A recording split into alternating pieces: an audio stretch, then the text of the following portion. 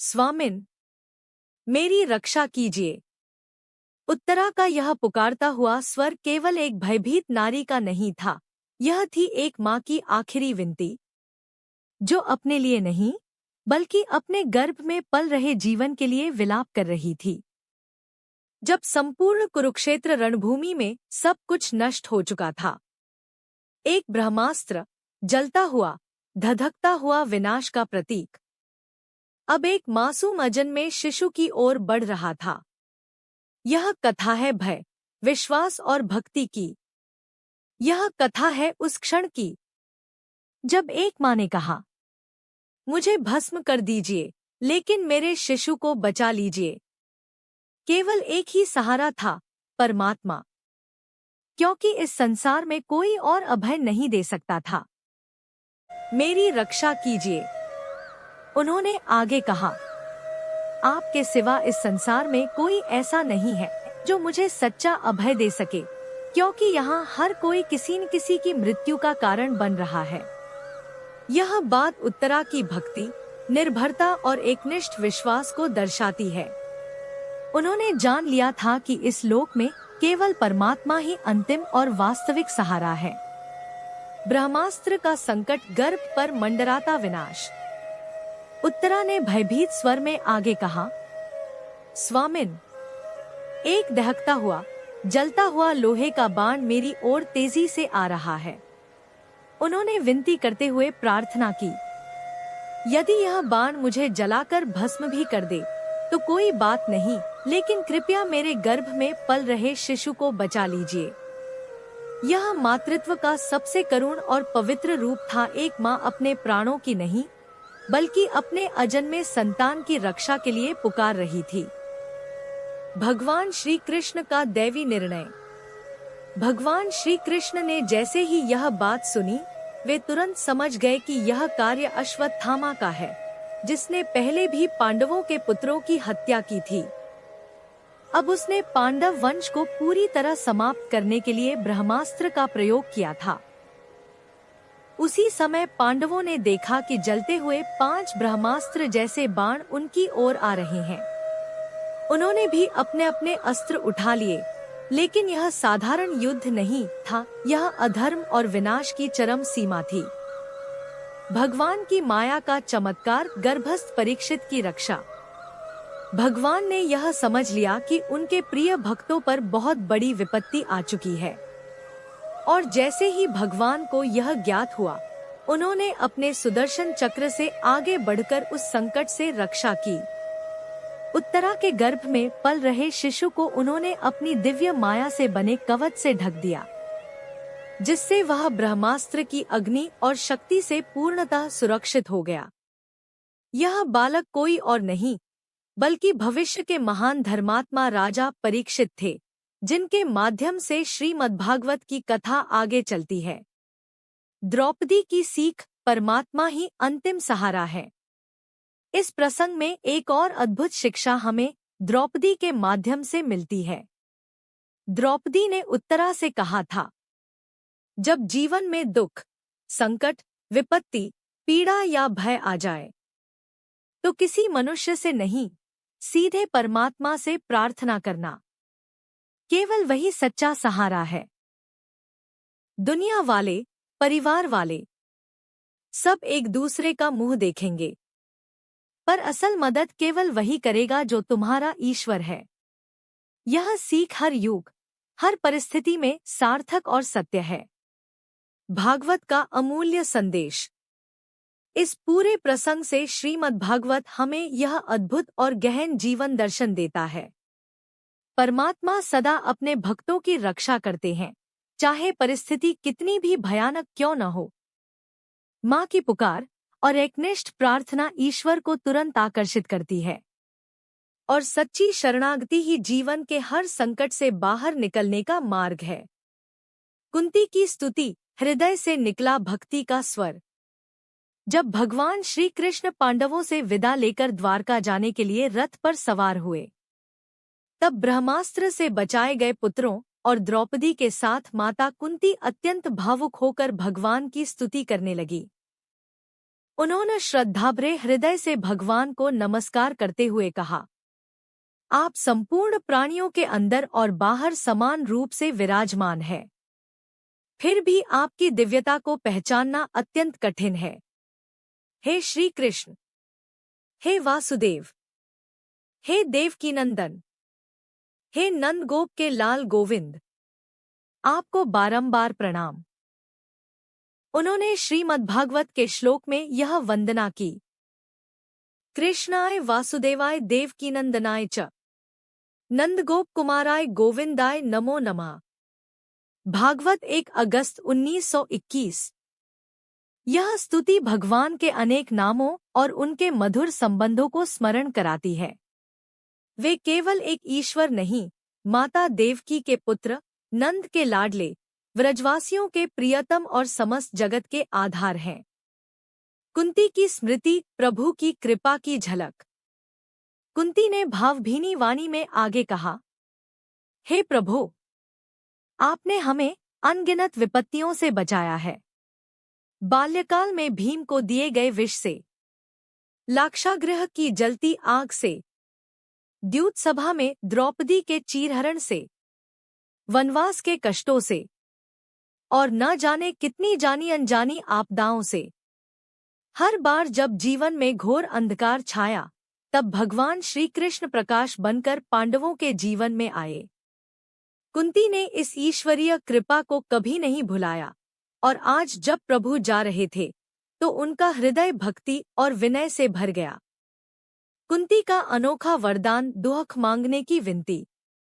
अब कुंती ने जो मांग भगवान से की, वह संपूर्ण भक्तिजगत में एक अद्वितीय उदाहरण है। उन्होंने श्री कृष्ण से कहा, हे जगतगुरु, हमारी जीवन में विपत्तियां सदा बनी रहें, बार बार आएं, क्योंकि उन्हीं कठिन समयों में हमें आपके दर्शन हुए हैं और आपके दर्शन से ही तो जन्म मरण के चक्र से मुक्ति मिलती है। यह भावना उन्होंने इस श्लोक में प्रकट की। विपदः सन्तु न शश्वत तत्र तत्र जगद्गुरो भवतो दर्शनम यत्स्याद अपनर्भव दर्शनम। भागवत 1 अगस्त 1925।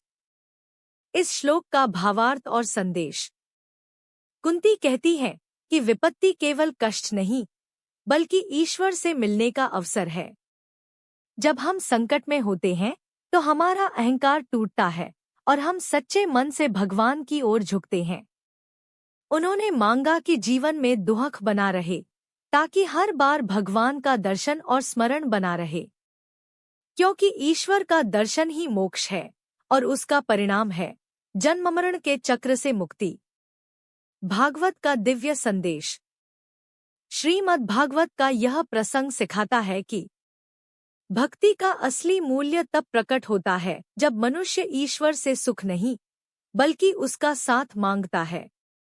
सच्चे भक्त के लिए दुहख भी प्रसाद बन जाता है, यदि उसमें ईश्वर का दर्शन हो। कुंती का यह दृष्टिकोण बताता है कि भगवत स्मरण के बिना सुख भी बंधन है और भगवान की याद में दुहख भी मोक्ष का मार्ग है। कुंती की विलक्षण प्रार्थना, विपत्ति मांगने वाली भक्ति। जब भगवान श्री कृष्ण द्वारका के लिए प्रस्थान कर रहे थे, तब माता कुंती के मन में एक गहन भाव उमड़ा, जिसे उन्होंने श्री कृष्ण के चरणों में समर्पित किया। उन्होंने कोई सांसारिक सुख, वैभव या दीर्घायु नहीं मांगी। उन्होंने जो मांगा, वह इतिहास में आज तक किसी भक्त ने नहीं मांगा था। उन्होंने कहा, जगत गुरु, हमारे जीवन में बार बार विपत्तियां आती रहें, क्योंकि उन्हीं विपत्तियों में हमें आपके दर्शन हुए हैं।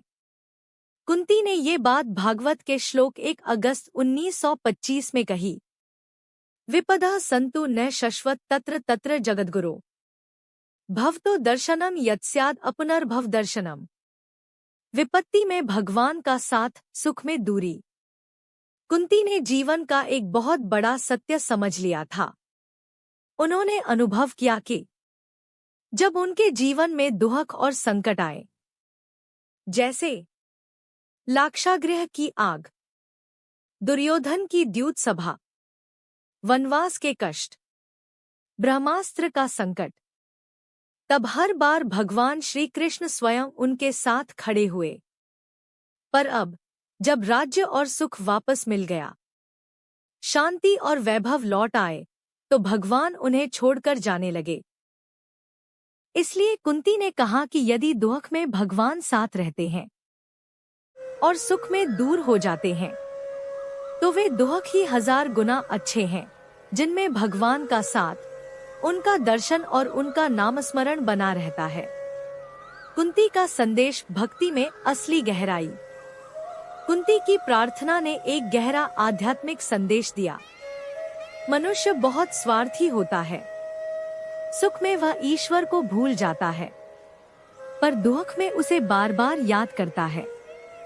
सच्ची बात है, जब जीवन में सब कुछ ठीक चलता है, तो इंसान अपने कर्म, बुद्धि और सामर्थ्य का गर्व करता है। पर जैसे ही संकट आता है, तब वह ईश्वर को पुकारता है, उसकी शरण में जाता है और फिर भक्ति का मार्ग पकड़ता है। इसीलिए किसी संत ने कहा है, सुख के माथे सिल पड़े जो दे नाम भुलाए, बलिहारी व दुहक की पल पल नाम रटाए। भावार्थ, सुख तो ऐसा होता है कि वह सिर पर पत्थर रख देता है और इंसान भगवान को भूल जाता है। लेकिन दुख ऐसा धन्य है कि वह हर पल भगवान का नाम जपवाता है। भागवत का गूढ़ संदेश दुख में परमात्मा की निकटता। इस प्रसंग से श्रीमद् भागवत यह समझाने का प्रयास करता है कि ईश्वर कष्ट नहीं देते, वे चेतावनी और संभालने का माध्यम देते हैं। जब सब कुछ छिन जाता है, तब मनुष्य को याद आता है कि जो कभी नहीं छिन सकता, वही सच्चा सहारा है, और वह है परमात्मा। कुंती भक्ति की चरम ऊंचाई का उदाहरण। कुंती की प्रार्थना आज भी भक्तिजगत में एक दिव्य प्रेरणा है। उनकी ये भावना बताती है कि भक्ति कोई सौदेबाजी नहीं है।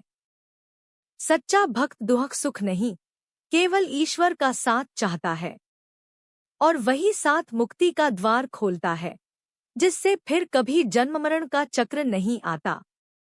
कुंती की भगवान श्री कृष्ण की महिमा में सराहना। जब कुंती ने भगवान श्री कृष्ण की भक्ति में मन लगाया, तो उन्होंने विभिन्न प्रकार से उनकी महिमा का गान किया।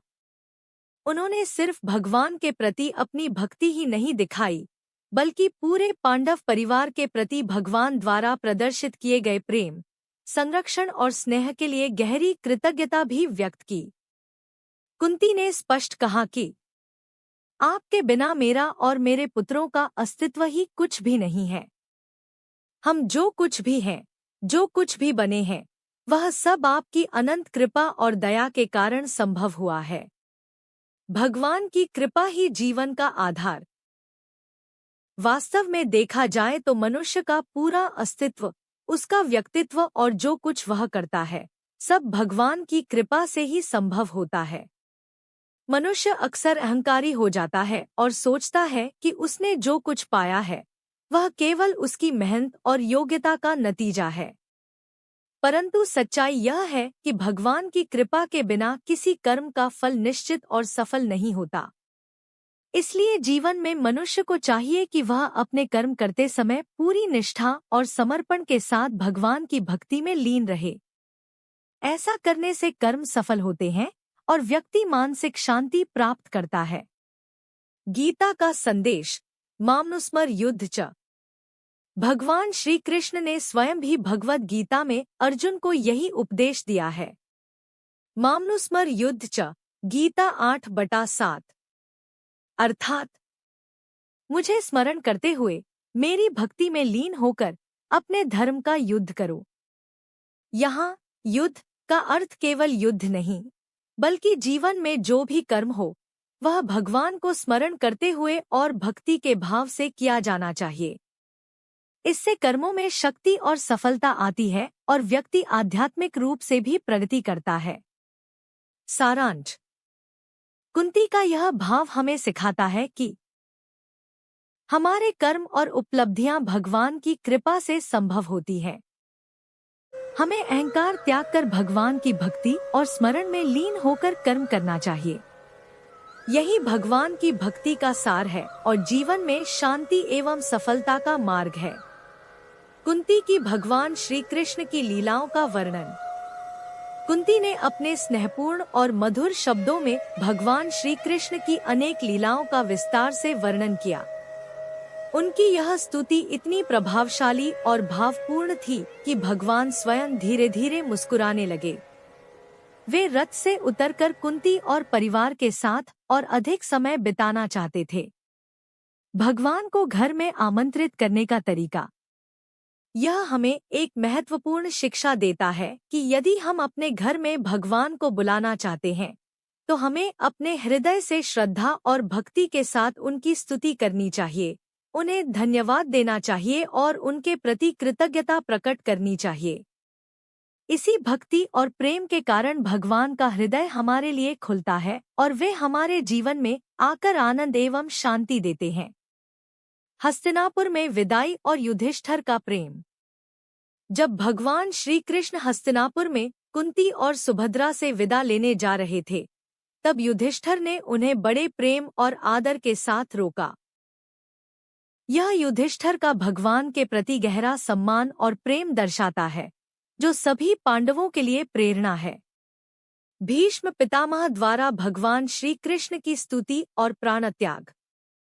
महाभारत युद्ध के बाद जब पितामह भीष्म शरशय्या पर पड़े हुए थे, तब युधिष्ठिर अपने परिजनों की मृत्यु से अत्यंत दुखी और हताश थे। इस संकट की घड़ी में भगवान श्री कृष्ण और वेदव्यास जी ने उन्हें सांत्वना देने का प्रयास किया, परंतु युधिष्ठिर का मन शांति नहीं पा रहा था।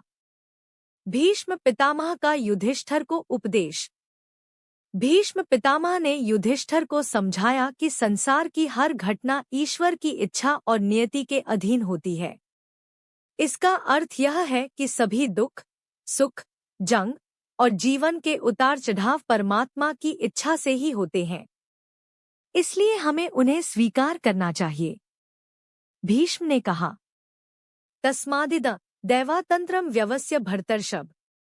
इसका मतलब यह है कि हे भरत वंश के श्रेष्ठ, इस संसार में सब कुछ ईश्वर की सत्ता के अधीन है। इसे स्वीकार कर मन को स्थिर रखना चाहिए। सारांश। कुंती ने भगवान की लीलाओं की जो मधुर स्तुति की, उससे यह सीख मिलती है कि श्रद्धा और प्रेम से भगवान की भक्ति की जानी चाहिए।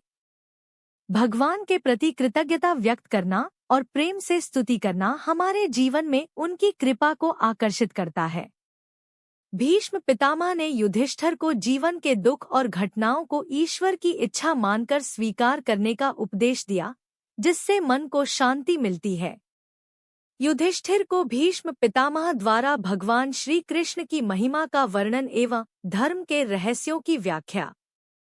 भीष्म पितामह ने युधिष्ठिर से कहा कि जो तुमने कृष्ण को अपना मित्र, साथी, सारथी और संबंधी माना है, वे केवल साधारण व्यक्ति नहीं हैं।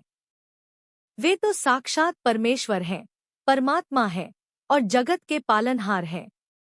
यही नारायण, परम पुरुष और सबका आधार है। हम मनुष्य भगवान की सच्चाई को पूरी तरह समझ नहीं पाते, परंतु वे जब चाहें किसी भी रूप में अपने भक्तों की रक्षा के लिए तुरंत प्रकट हो जाते हैं। ऐसा केवल कुछ विशेष संत और साधक ही कर पाते हैं, जो भगवान की कृपा से उन्हें पहचान पाते हैं और उनकी अनुभूति कर पाते हैं। धर्म के रहस्यों की व्याख्या। युधिष्ठिर के प्रश्नों पर भीष्म ने धर्म के कई गूढ़ पहलुओं को समझाया। उन्होंने बताया कि धर्म के विभिन्न अंग हैं, जैसे निवृत्ति धर्म, संसार से मोक्ष पाने का मार्ग। प्रवृत्ति धर्म, संसार में कर्म करते हुए धर्म का पालन। दान धर्म, दान का महत्व। राजधर्म, राजा का कर्तव्य। मोक्ष धर्म, मुक्ति का मार्ग। स्त्री धर्म, स्त्रियों के कर्तव्य। और सबसे महत्वपूर्ण भगवत धर्म, भगवान के प्रति भक्ति और समर्पण। भीष्म इन सब बातों का विस्तृत प्रवचन दे रहे थे कि तभी उत्तरायण काल का शुभ समय आ गया। भीष्म का भगवान श्री कृष्ण की स्तुति में लीन होना। उत्तरायण की पावन बेला में भीष्म ने अपनी वाणी को संयमित कर सभी विचारों को पीछे छोड़कर भगवान श्री कृष्ण की ओर मन लगाकर प्रेमपूर्वक उनकी स्तुति की। उन्होंने कहा कि वे अपनी बुद्धि और प्राण पूरी तरह यदुवंश के इस अद्भुत शिरोमणि श्री कृष्ण के चरणों में समर्पित कर देते हैं। भीष्म ने भगवान के दिव्य रूप का मनोहारी चित्रण किया, विशेषकर युद्ध के समय उनके मुखमंडल की छवि और रासलीला के रमणीय दृश्य जो उन्होंने गोपियों के साथ देखे थे। वे बोले कि ये भगवान मृत्यु के समय भी मेरी आंखों के सामने खड़े हैं। अपनी पूरी चेतना, मन और तन उन्होंने भगवान में विलीन कर दिया और फिर उन्होंने अपना प्राण त्याग कर शांति प्राप्त की। जब भीष्म ने प्राण त्यागे तो वे अनंत ब्रह्मा में विलीन हो गए और वहां की शांति में लीन हो गए। सब लोग उनकी मृत्यु पर मौन हो गए। युधिष्ठिर का अंतिम संस्कार और राज्याभिषेक। युधिष्ठिर ने भीष्म पितामह का विधिवत अंतिम संस्कार किया। इसके बाद भगवान श्री कृष्ण के साथ युधिष्ठिर हस्तिनापुर लौट आए। धृतराष्ट्र की आज्ञा और भगवान श्री कृष्ण की अनुमति से युधिष्ठिर ने धर्मपूर्वक राज्य संभाला। उनके शासन में प्रकृति पूरी तरह संतुलित और सौम्य थी। न अत्यधिक वर्षा थी, न सूखा और न किसी तरह की अकाल व्यथा। गायें भरपूर दूध देती थी, नदियां, सरोवर जल से पूर्ण रहते थे और प्रजा धर्म के अनुसार चलती थी। चारों ओर सुख, शांति, अमन चैन का माहौल था। शासन का महत्व और आज के शासकों के लिए शिक्षा। जब राजा धर्म और नीति के रास्ते पर चलता है, तब प्रजा भी उसी राह पर चलती है। भगवान स्वयं ऐसे राज्य पर सुख शांति की वर्षा करते हैं। आज के शासक नीति और धर्म को छोड़ रहे हैं, इसलिए प्रकृति भी उनके पक्ष में नहीं है और समाज में कलह, क्लेश और दुहक की अधिकता है। अतः आज के शासकों को इस भागवत के वृतांत से प्रेरणा लेकर धर्म और नीति के मार्ग पर चलना चाहिए। अपने बंधुओं के दुख और बहन सुभद्रा की खुशी के लिए भगवान श्री कृष्ण ने कई महीनों तक हस्तिनापुर में ठहरना तय किया। वे युधिष्ठिर से अनुमति लेकर अंततः द्वारका के लिए प्रस्थान करने लगे। भगवान रथ पर विराजमान थे। अर्जुन ने हाथ में उनका श्वेत छत्र थामा हुआ था और उद्धव तथा सात्यकी उनके लिए चंवर डुला रहे थे। जब भगवान को जाते देखा गया तो सभी लोग बहुत उदास और भावुक हो उठे। वे सोचने लगे कि अब तक तो प्रभु हमारे साथ थे, उनका दर्शन और सान्निध्य रोज मिलता था, लेकिन अब वे हमसे दूर जा रहे हैं। भगवान के चले जाने का विचार सभी को व्यथित कर रहा था। महिलाएं, खासकर घरों की अटारियों पर चढ़कर भगवान की छवि को निहार रही थी। भगवान सौम्य मुस्कुराते हुए सबका अभिवादन स्वीकार करते हुए धीरे धीरे रथ पर सवार होकर चल दिए। कुछ ही समय में वे सभी की नजरों से ओझल हो गए। उनके साथ बिताए हुए पल और मधुर स्मृतियां ही बची। द्वारका पहुंचने पर भगवान का भव्य राजकीय स्वागत हुआ। पूरी द्वारका नगरी आनंद और उल्लास से भर गई। वहां के निवासियों को प्रभु के दर्शन हुए तो वे अत्यंत प्रसन्न हुए। भगवान सबसे पहले माता पिता के महल में गए और देवकी सहित सभी माताओं को प्रणाम किया। फिर उनकी आज्ञा लेकर उन महलों में पहुंचे जहां 16,000 रानियां रहती थी। भगवान ने अनेक रूप धारण कर एक साथ सभी रानियों के कक्षों में प्रवेश किया। इतने लंबे अंतराल के बाद उनका सान्निध्य पाकर सभी रानियां आनंदित हो उठीं। यही प्रथम स्कंद के 11वें अध्याय की कथा समाप्त होती है। अगले 12वें अध्याय में परीक्षित के जन्म की कथा आती है, जिसमें बताया गया है कि कैसे उत्तरा ने बालक को जन्म दिया, जो आगे चलकर महान धर्मनिष्ठ राजा परीक्षित के रूप में विख्यात हुआ। 13वें अध्याय में विदुरजी के उपदेश के साथ धृतराष्ट्र और गांधारी के वनवास का वृत्तांत है। विदुरजी तीर्थयात्रा करके महर्षि मैत्रेय से आत्मज्ञान प्राप्त कर हस्तिनापुर लौटते हैं। वहां सभी, विशेषकर धर्मराज युधिष्ठिर और धृतराष्ट्र, उनकी वापसी पर बहुत प्रसन्न होते हैं। विदुर का आदर सत्कार किया जाता है। भोजन और विश्राम के बाद जब विदुर सुखपूर्वक बैठे तो युधिष्ठिर ने उनसे उनकी तीर्थयात्रा का वृत्तांत पूछा। उन्होंने पूछा कि क्या वे द्वारका भी गए थे और वहां हमारे भाई बंधु यादव लोग और भगवान श्री कृष्ण कैसे हैं। विदुर जी ने तीर्थों और यदुवंशियों के बारे में पूरी जानकारी दी, पर यादवों के विनाश की बात नहीं बताई क्योंकि वे पांडवों को दुखी होते देखना नहीं चाहते थे। उस विनाश का समय तो स्वयं आने वाला था। धृतराष्ट्र, गांधारी और विदुर का वनगमन। समय के अविरल प्रवाह और जीवन की नश्वरता को समझते हुए महात्मा विदुर ने अपने बड़े भाई धृतराष्ट्र से गंभीरता से कहा कि अब उनके सिर पर मृत्यु का साया मंडरा रहा है और इसे टालने का कोई भी रास्ता नहीं बचा है। विदुर ने धृतराष्ट्र को यह बताया कि उनके परिवार के अधिकांश सदस्य जैसे चाचा, ताऊ, भाई और पुत्र युद्ध में वीरगति को प्राप्त हो चुके हैं। अब वे स्वयं वृद्ध हो चुके हैं और पराए घर में रह रहे हैं।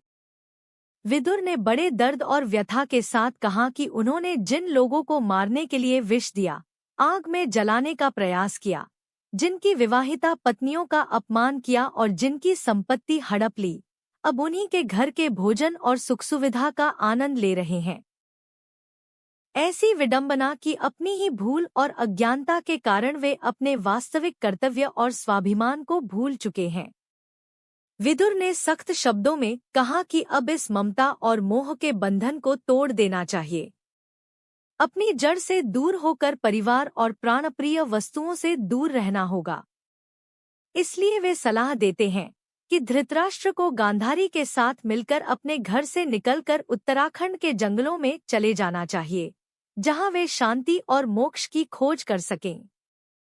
विदुर की ये बातें सुनकर जो धृतराष्ट्र की आंखें पहले अज्ञान के अंधकार से बंद थी, उनके प्रज्ञा के द्वार खुल गए। उन्होंने गांधारी के साथ विदुर का अनुसरण करते हुए अपने भव्य महल और राजसी जीवन को छोड़कर वन की ओर प्रस्थान किया। युधिष्ठिर का शोक और नारद जी द्वारा ज्ञानोपदेश। जब युधिष्ठिर सहित सभी लोगों को मालूम हुआ कि धृतराष्ट्र, गांधारी और विदुर चले गए हैं, तो सबको भारी दुख हुआ। वे अनेक प्रकार से शोक कर ही रहे थे कि इतने में नारद जी वहां आ पहुंचे। नारद जी ने युधिष्ठिर सहित सभी को समझाते हुए कहा, मां कंचन शुचो राजन यदीश्वरवशन जगत लोकाः सपाला यस्य में वहन्ति बलिमीशित्वा स संयुनक्ति भूतानि स एव व्युनक्ति च। धर्मराज, तुम किसी के लिए शोक मत करो, क्योंकि यह सारा जगत ईश्वर के